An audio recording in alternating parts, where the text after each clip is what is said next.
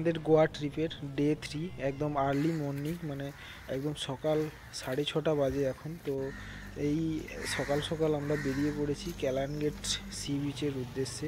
তো আমাদের হোটেলটা ক্যালানগেট সি বিচের একদম পাশেই, মানে একদম 5 মিনিটের ওয়াকিং ডিস্টেন্স।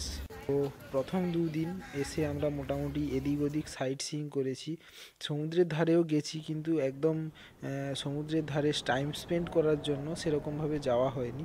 তো সেই জন্যই আমরা থার্ড দিন আমরা একদম সকাল সকাল বেরিয়ে পড়েছি সমুদ্রের ধারে টাইম স্পেন্ড করার জন্য, সি বিচে ঘোরা, ফটো তোলার জন্য। আর একদম সকালে গেলে লাইটটাও ভালো থাকে, ফটো ভিডিও যাই করা হোক না কেন সেটা লাইটটা ভালো পাই, সেই জন্য একদম সকালে বেরোচ্ছি।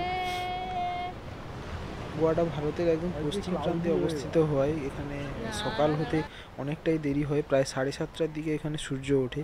তো আমরা একদম 6:30টায় পৌঁছে গেছিলাম। এত সকাল সকাল ক্যালানগেট সি বিচটা একদম ফাঁকা ছিল, যদিও ক্যালানগেট সি বিচ ফাঁকা থাকে না সচরাচর। তো আমরা সুযোগ পেয়ে অনেক ফটো ভিডিও অনেক কিছুই তুলেছি। তো কত কিছুটা সিনেম্যাটিক শর্টস দেখে নাও।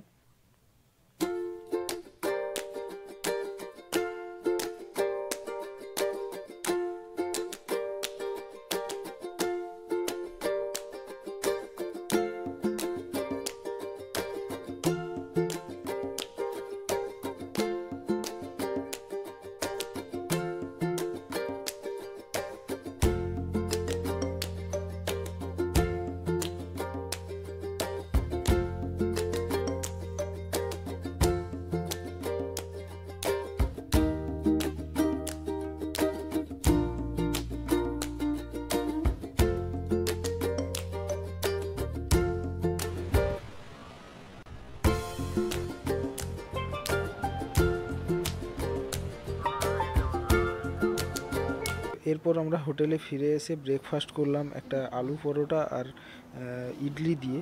তো এরপর আমরা রেডি হয়ে বেরিয়ে পড়লাম সাউথ গোয়ার উদ্দেশ্যে। তো দেখা হচ্ছে নেক্সট ভ্লগে। Tata, bye by.